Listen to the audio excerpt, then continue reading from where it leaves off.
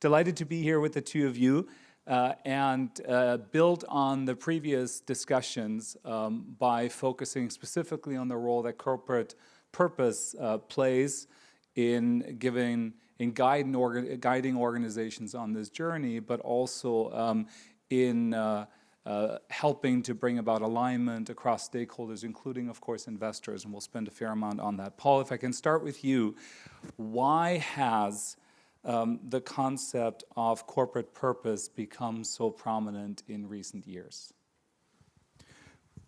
Well, it became prominent in the talking. It's more explicit, but it was always there, I hope. But I do believe because of the uncertainty and because of all the movements we have, because of the different interests that are expressed now, also social media and all that, somewhere companies, or not only companies, but every movement needs somewhere this reason why, and to make that very explicit. It is also needed inside the companies because you have new generations coming in, and that's where they are more motivated to know, why would I join a company like Nestle, for example? So it is actually a direction that creates glue in a company per se, but that allows also to connect with the outside world and say, hey, what are we all about? At the end of the day, a company should define very clearly what, how, and why. The what is a strategy, the how is how you go about your activities. We call that creating shared value. We can go into that too. And the why is the reason why. That's why we are motivated in the morning to wake up and motivated to go and work for Nestle. And for Nestle, you have to articulate that. You have to chew on this a bit. But we are, for example, we are all about unlocking the power of nutrition. To enhance quality of life of everyone, now, today, and for the generations to come. If you have all the elements there, why I think we have our people aligned, that we know where we are going to, and how we engage also in explaining ourselves with the broader public. So, Miriam, BlackRock is the world's largest asset manager. Paul just gave us the most succinct definition of corporate purpose. It's the why. What role does the why play as you think, as an investor, about your relations with the companies that you invest in and that you follow? Yeah, I think the question of the why and the purpose, it's something we communicated clearly, I would say, to the outside world, to stakeholders and the public, 3 years ago when our CEO wrote his annual letter to CEOs and stressed the importance of purpose that we feel is necessary in today's world for successful companies, that want to be successful with their clients, with their customers, with their employees, but also with the community, that they have to have a strong purpose and need to communicate and formulate that purpose and need the buy-in of stakeholders for that. So that was the beginning, I would say, of BlackRock's, I would say, then much more pronounced sustainability strategy, the communication of that strategy, beliefs, and subsequently how we now conduct our business. And does this focus, this increasing interest, if you will, in the why, does it reflect a change in the way you think about your relationship with the companies in which you invest, or is it a realization? Has the context changed and it's just become a more important way of doing something that you were doing in the past?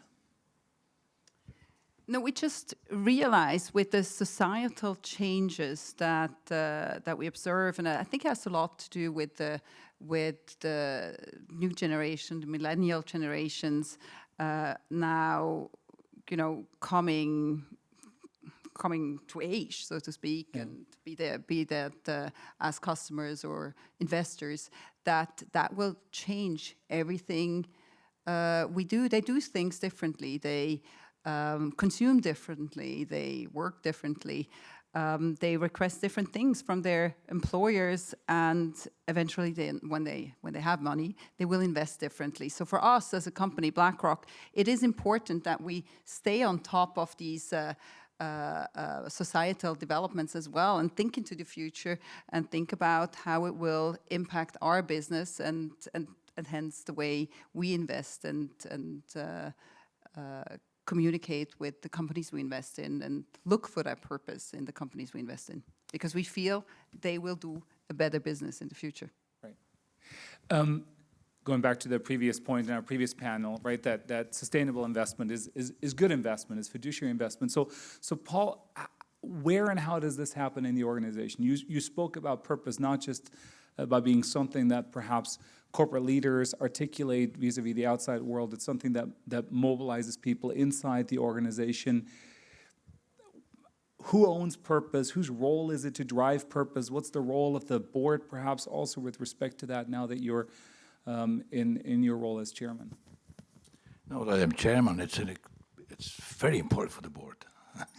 They are really, look, may I go back? Purpose. We talk purpose and it's like, well, hallelujah, we found something. I mean, and before we called it vision, mission, whatever words, and I can hardly see that a meaningful company that is responsibly led has no purpose somewhere. Or it's, what happens though is that that we get a much more pronounced articulation, a need for that. So the what, the why, and the how of a company was always there latent, but you have to be more explicit because you have to engage with society on many topics that in an environment that is not very, very clear. And when things before, we have this famous VUCA, volatility, uncertainty, and now we feel we're living in the most VUCA world that there ever was. Because we have selective memories, that's why. But there's one dimension, though, that I do believe is much more pronounced. It's ambiguous.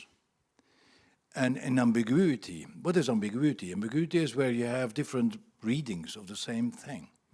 I actually, not a few days ago, I was standing here talking about ambiguity too, where I said that good is not good anymore, but it's not bad either, kind of. Huh? Honest, it's not dishonest, but it's not honest either, kind of. How do you lead? How do you create alignment in your organization? How do you go about things like to be in a country or not to be in a country? Can you stay? These ambiguous, there's no right.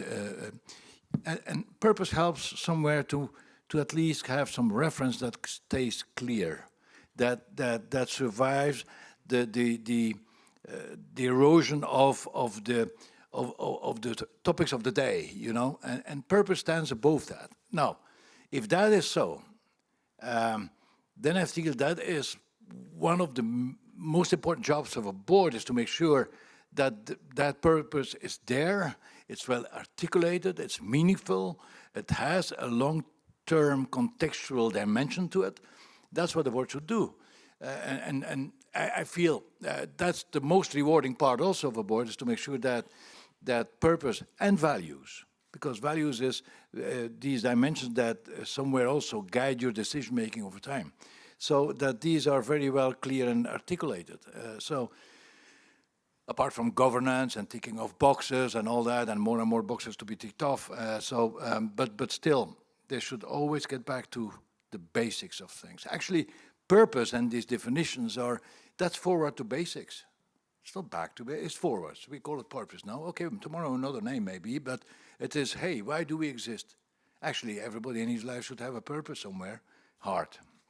If I would ask everybody here, what is your purpose in your life? You would start saying, Jesus, I never thought about that. And yet it is a good question to ask yourself, not personally, I don't want to challenge you, but the company to have a very clear purpose is like, for me, an conditio sine qua non to survive, to thrive, to be successful, to align, to motivate. So, yeah, it is important, and it is one of the key jobs of a board, not to formulate it per se, but to make sure it is in place. It's actually interesting because I was just wondering, what's your purpose? But of course, not a question you need to answer. But we did that exercise. You want to have an answer? Of course. Look, if you think it through, my purpose, and as it is now today, is I have a family. And that's somewhere it starts also to be relevant to the family, to be digestible for my family. It's not a bad thing. But also to somewhere my purpose is quite linked to the company.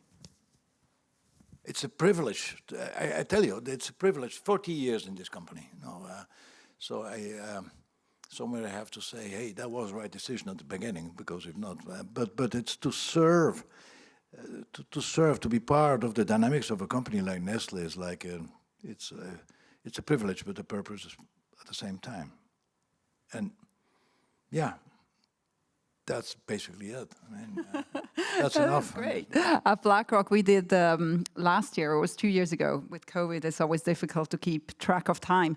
But we did this exercise where each and every employee had to kind of ask him and herself, what their personal purpose was and how they felt it related to the purpose of the company, and whether the purpose of the company actually resonated with them. And I think it was a great exercise because probably a few people found out this is not the right place for me to be, and other people felt, wow, this is great. It's a privilege to be working in a firm that resonates with his or her own purpose.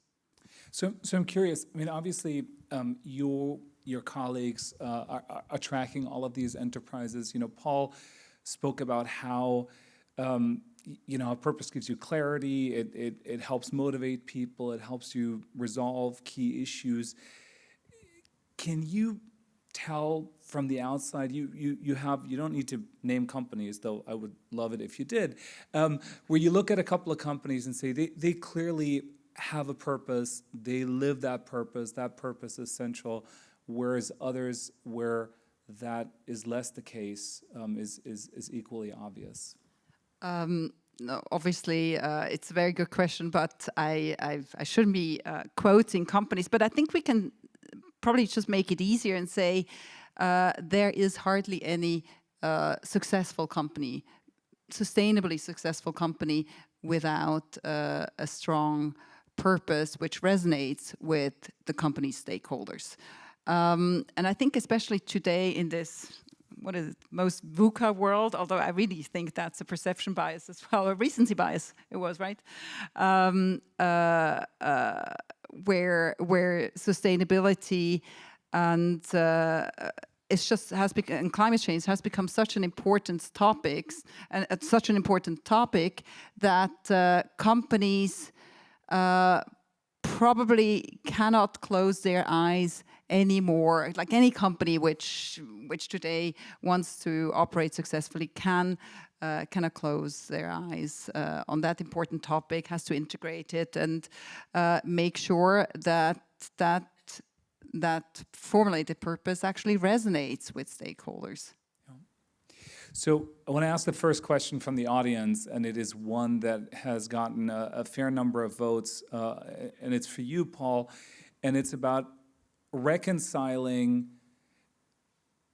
certain activities that a company like Nestle might do that some people in the audience, certainly the ones I think you asked the question, would view as perhaps not compatible with a company's purpose, right? You mentioned that purpose helps you figure out how to resolve certain challenges, but I think implied in this that there are certain things that you might do where you look at them and you say, this is not aligned with my purpose. How do you deal with them?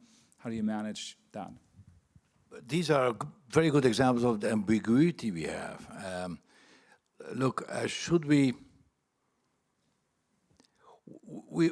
I use it as an example we are proud of, but it is ambiguous. We are still in Venezuela, 5 factories, still operational, 2,500 people on the payroll. We have a lady leading that. You have to do it, rewire, re-engineer your supply chain, et cetera, in an environment that living up to your values is permanently challenged.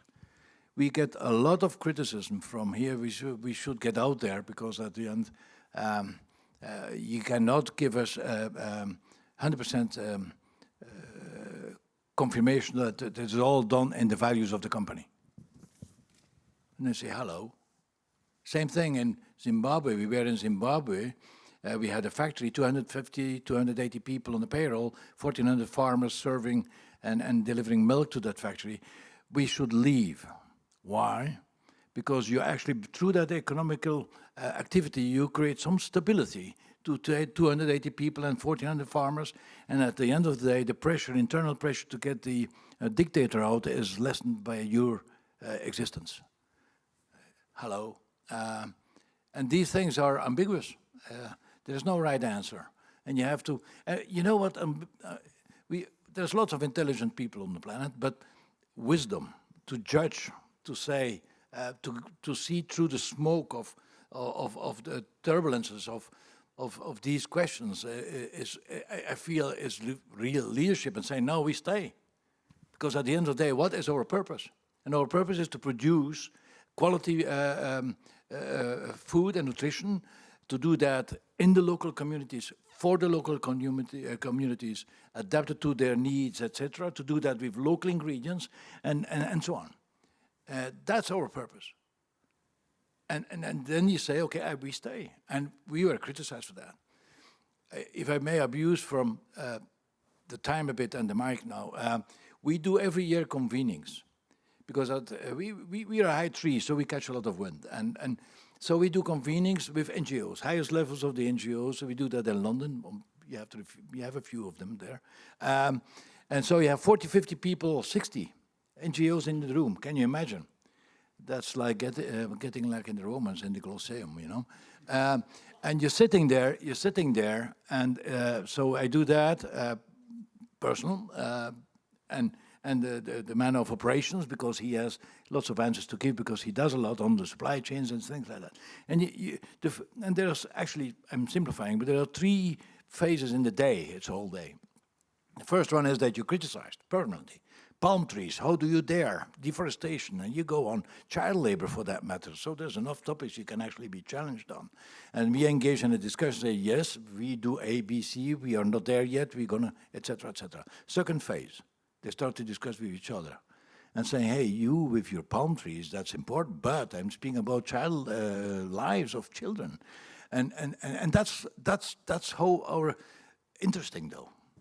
And the third phase is actually where we then try to harmonize these discussions a bit, and we actually the catalyzer for harmony. Can you imagine where we go? But that's an interesting experience. That's how the world is today. There are no right or wrong answers per se. There are some wrong things, but to amalgate that, to live through this, is actually the challenge, and yet also the satisfaction of a company like ours, that we have to combine these things and still make the right choices and do the right things. And we do it not because of convenience, to defuse a discussion. We do it because we're convinced that's the right thing to do. We stay, and we're going to get headwinds, yes, but we have reasons why. We have arguments. We didn't engage in these discussions too much in society as a company. We were a little bit allow me to say, Swiss in that sense. You do the things you think you have to do them the wrong way, the right way, and you shut up. No, you have to engage more and more in discussions, and I think that's a little bit what we lacked in the past, and we try to correct gently, to engage more in these discussions, and we're going to be criticized. Look, my mother always said, if you don't want to break glasses, don't get in the kitchen. I mean, somewhere we do lots of things. We have 300,000 people over the whole world somewhere, 400 factories. And not everything is 100%. Whenever we correct, we do, we walk. And environment, the same thing. I mean, this whole discussion about the environment is, we have engaged, we have committed, and we have a plan, and we do, and we're going to be transparent, and we're going to be open for criticism. But I think that's how the world, that's the way to get a better world at the end of the day, I think. So I'm curious, Miriam, how similar is what Paul just described in the way you're dealing with a situation where, thanks perhaps to Larry Fink's growing prominence in advocating for finance to focus a lot more on sustainability, it then also becomes easy for people to say, well, and therefore you shouldn't be doing this or you shouldn't be doing that. So how do you think about that, and what role does ambiguity play in that context? Yeah, I think, oops. Here we go.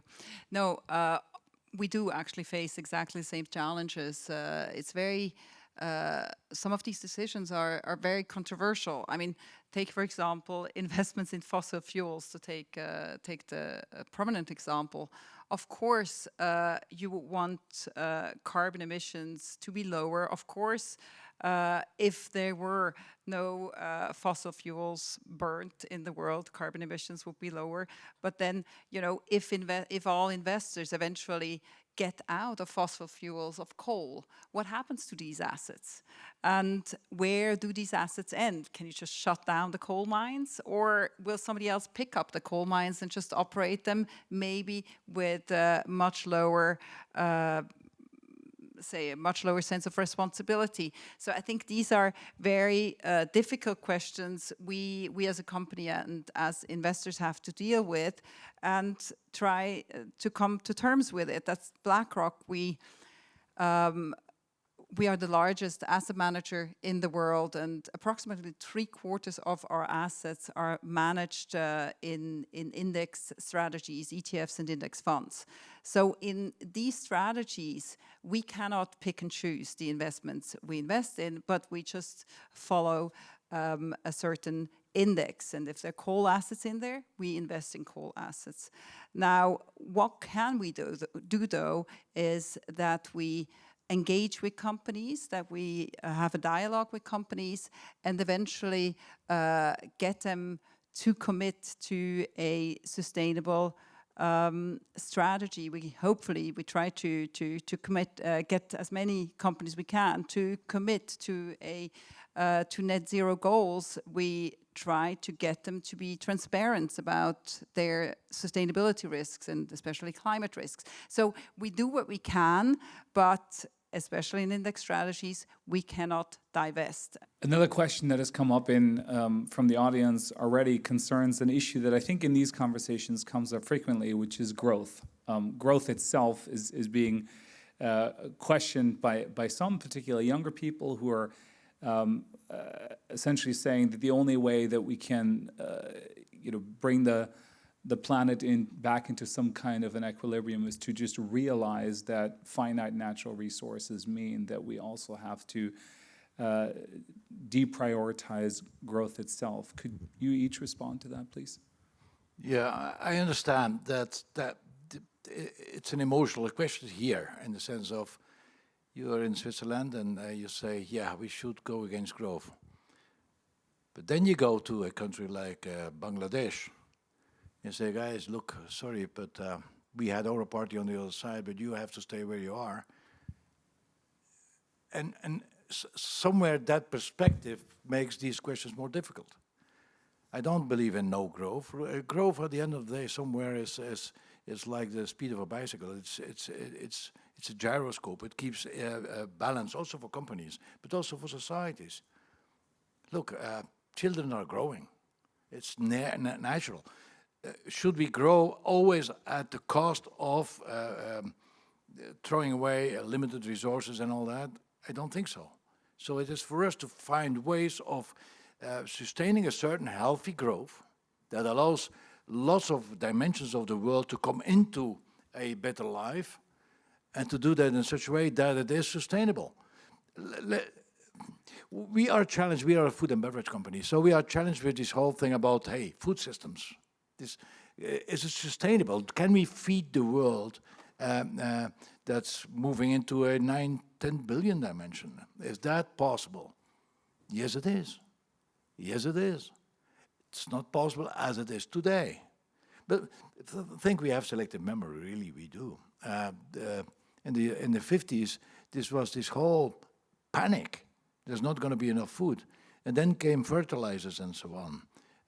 No, they're bad stuff, but at that time it was a solution. It was something that helped.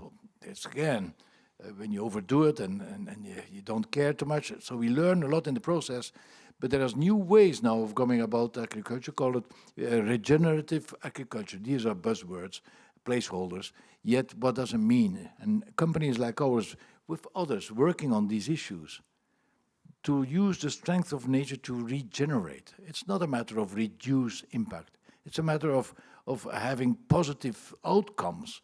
Regenerative agriculture is possible. We have examples of coffee plantations where you, through good farm husbandry, through using natural soil management systems, etc., you can have a yield that is 4 times more with half the water or 1/3 of the water usage per square meter. And that's possible. And it is biodiversity impulsing. So all these things, I feel, that's the nicety. Saying no growth, so what? No, I feel, but it allows us to go in that discussion with these people, you see, if they're open to it and all, if we should watch out not to be instrumentalized by the discussion, simplicity of the discussion. And we don't fear to go in that engagement of first doing, but also talking, and that's where we are. You know, and coming back also on BlackRock, you're one of the toughest with the toughest questions on these issues. So we connect, and they come with people that do know about all these issues. So, and that's a change. That didn't happen 10 years ago. So the roadshows was financial results. Now we have more, I would say, challenging discussion. We sometimes feel, hey, it's easy talking. We have to do. So, but that's another story. Yeah, I can only echo Paul's words. I mean, this is my obviously my personal belief, but also the company which, as an investment house, invests in growth. I mean, if we don't have growth anymore, I think we can just shut down the business, really. But I believe in responsible growth. You know, I believe in identifying the areas where we can grow, but in alignment with a responsible use of resources. You know, you mentioned Bangladesh. You know, there is a way to help the economy, the local economy there, to expand in a responsible way and to finance that growth, but also at the benefit of investors. So if we don't have growth, I think it's going to be very hard to sustain a certain lifestyle in the Western world. But I think it's of course also terrible for cohesion and democracies and so on. So I think we shouldn't be too, as representatives of the capitalistic world, I think we shouldn't be too defensive about investing in growth. So one of the major initiatives of E4S, of course, is a master's program for students passionate about the nexus of sustainability, management, and technology. And they're still about 18 months away from graduating, but I'm sure they started thinking about where they're going to be years ago, prior to that. If you're a young person, because you both mentioned how important corporate purpose is for young people, how, you know, we know from survey research that that younger employees in particular are increasingly making decisions about where they work based on the values and indeed the purpose of the organization. I'd love for each of you to make a pitch why a young person who's passionate about sustainability ought to work at BlackRock or at Nestle. Well, you know, personally, I think that's an easy one, and we see it every day when we recruit people. So many people now want to come to BlackRock because young people want to come to BlackRock because we are so explicit and so vocal about our aim to be the most sustainable asset manager in the world and to really bring about change. And I also experience this every day.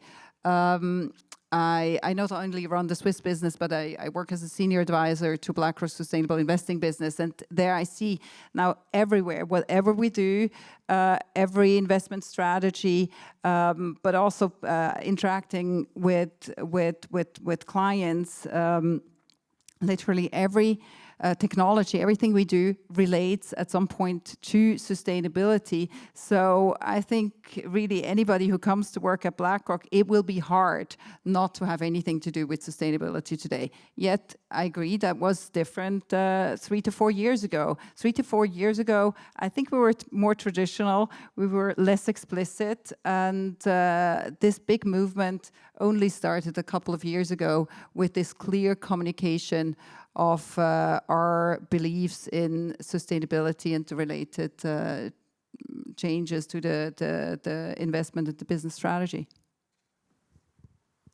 You say a pitch, I wouldn't.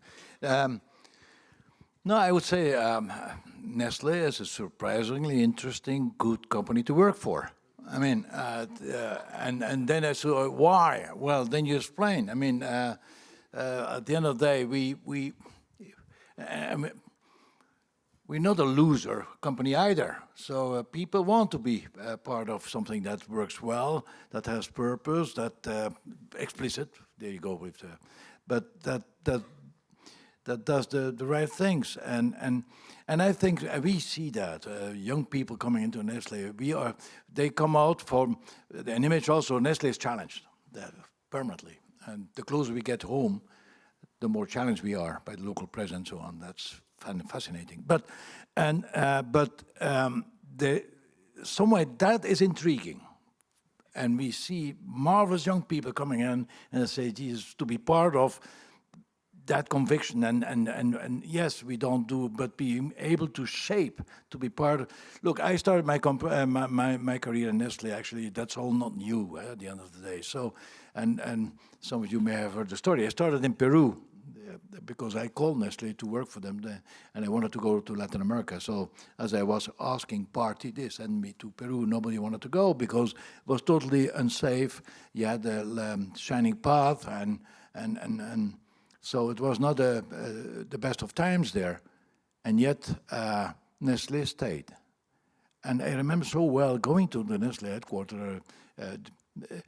Many headquarters of other companies closed down. It was not safe. We stayed. And that's linked with our conviction. That's linked, we are part of the local fabric of the communities. We have farmers. You don't shut down a cow for a week or two. So and things like that. So it is linked with our way of how we go about things. And look, I've been now for more than 40 years motivated to work for this company because of that permanent confirmation. And yet we are attacked, and we can be challenged on many, many fronts. Take plastic. Yes, we have to reduce plastic. 40 years, 50 years, 60 years ago, plastic was a gift from heaven to protect food in a light way, to be able to secure food quality on your table, to this and here and there. But then again, insights and too much of it, and we have to correct. So we work on that. Our company is working on new packaging. How can we make paper behave like plastic? How? That's a work in progress. That's fascinating. But that's fascinating. Yes. Being part of this throws. But we have already quite a lot of more paper arguments in our packaging. You can make paper behave like plastic at the end of the day somewhere. So we work on that, not far away from here, in Vergy-les-Blancs.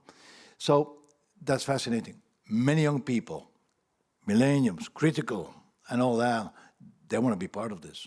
So we don't have too much problems of. So there's one question from the audience. We're not going to ask the person to identify themselves, but they're asking if you would hire a climate activist. But they're adding that the person may or may not have been arrested in the past due to climate strikes.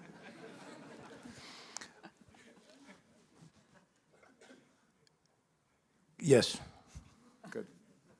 Hey, I know you're going to say, hey, explain that. If he is open to discussion, to see the different dimensions of reality, if you have and you have them, and they play a role in society, but if you have somebody you cannot even talk to, I mean, I'm sorry, whatever you say, he doesn't want to listen, because he's afraid if you listen, he may start to understand. Then you have a hard time. And that's not how we are. We want to see things in context. There's no such thing as that's 100% okay in life. humans are like that also. So, but we have very critical people in our organization, and that they really they bring actually the outside in. That's their role. They challenge us, and so there's nothing more dangerous than in a company than to be complacent. That's why I sometimes say a CEO is a chief escape officer. He has to escape from what is and ask himself. And so, yes. Very good. So whoever you are, you can come up to the stage at the end of our conversation. I know we're nearing the end of this conversation. So corporate purpose seems to have excited a lot of observers, a lot of people who think about how to more effectively position business as an engine for this positive transformation that we need. What are some things that the rest of us can do to help companies be ambitious in their purpose and focus their purpose really on sustainability? We are investors, retail investors, we're consumers, we're voters. What does the business community need from the rest of us to accelerate progress in line with purposeful business? Well, I think it's important to have a critical mind and question,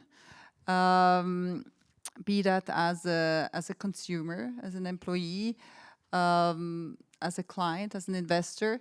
As an investor, you know, if you speak to your banker and you ask what's in that portfolio, why should I hold that, or what's the carbon footprint, the temperature alignment of my portfolio, your banker doesn't have an answer. It's probably not good. And they say, well, you know, I really would like to know, and then you might trigger that the banker goes back, tries to find the data, doesn't find the data, triggers more discussion. So I think it's just being curious and questioning and asking for answers, and that will bring about change. But personally, I think we are kind of on a good track, and perhaps it's because I see that enormous dynamism and drive in the finance industry right now to bring about change and to be an agent of change.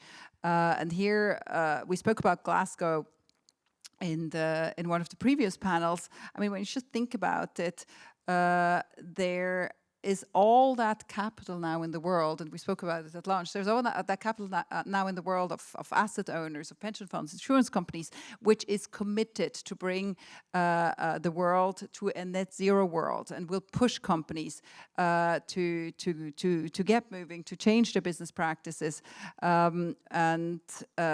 This was. Hang on, it was 90 trillion a couple of months ago, 90 trillion of money of asset owners, asset managers, bankers actually went into a coalition to commit to net zero. And now a couple of months later, ahead of Glasgow, this number rose to 130 trillion. That's about half of the capital which is professionally managed in the world. So this is so important, it's so powerful, there's so much dynamism and drive that I'm actually super helpful that this change is happening. But that's probably just my industry. Maybe your experience is different. No, what I think would not be a bad thing is that we get back in the minds of people and the broader public, that people start to understand again what companies do, and that we are not instrumentalized permanently in political agendas in the wrong way, and we have a job to do there. And actually the whole logic and the reason why we are sitting here is that. I mean, if you see the bashing that it starts to be very cheap, though. But the press also, and when I was at university, that was in Leuven, so Catholic university. So we had moral philosophy of the economical activity. Can you imagine? Moral philosophy of the morale of economy, and actually at the end of the day, it's logic. There's when you have the right, you do the right thing. You make a right product or the right way, this is a positive force in society. Because economical activity is, the homo economicus is somebody who, with limited resources, tries to have a good outcome, an efficient, profitable outcome. Depends on what the outcome is. If it is healthy, nutritional food, it's a good thing, right? And so economical activity is, at the end of the day, a society that goes about limited resources, from, mind you, sustainability, and trying to create affluency. Now, that is lost somewhere. In Switzerland, we have a quality of life that is X there, and it is totally distinct from, hey, companies and economical activity and entrepreneurs have helped to shape that. It's not only them, but they have helped to shape that. And so let's see these relationships still. Today, you don't have any of that anymore. A company is like, hey, it's a necessary badness in society, kind of, because we are here. We got there thanks to all that. Now we dislink our minds from it. It's bad stuff, but we have to keep, no, you're not going to have it. So what I do believe, we have to go about very many soft factors. Companies and entrepreneurs have to take that much more into account, true. Sustainability, what was true yesterday, we have more insights, we learn, we are challenged, embrace that dimension. No, environment, and the solution for environment is going to come from the private sector at the end of the day, with universities, with brains, but it's going to be that dynamics, again, that brought us here, that will solve it too. So let's have that then also more communicated to the broader public. At the end, we are sitting here, we all know what we are talking about, but then the broader public out there, that's another story. There, the media has a role to play. Now, the media are challenged, so they are a little bit in survival mode. So they want big titles, and, you know, I'm not going to expand more on this. But watch out what we do here.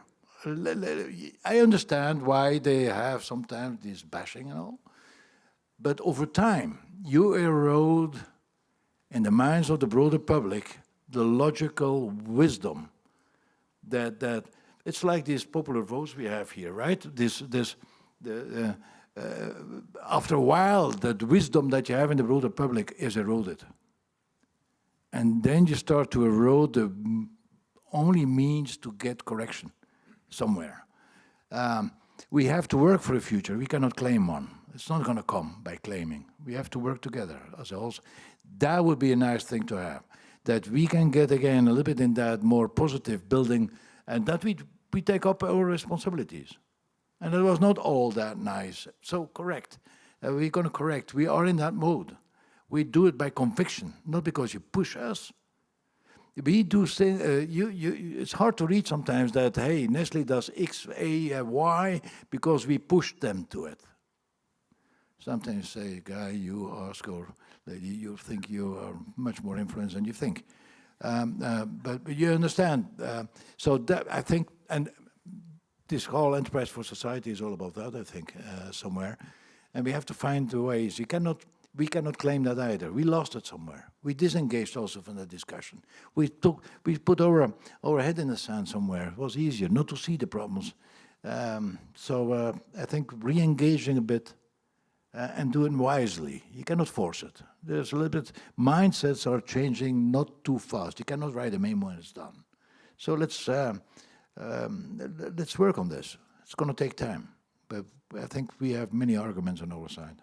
I think it's a great place to close. I think one way of reading Enterprise for Society is that we, the researchers, the scholars, the students, the supporters of these three institutions want to work with business to help business accelerate the transition to a net positive role. But I think you reminded us, both of us, how much important work is already happening. And part of our role is to help the rest of society understand the critical role that business already plays, and how holding business accountable as customers, as investors, as employees is what we're asked to do, but then also recognize that we're better off working together. So thank you so much.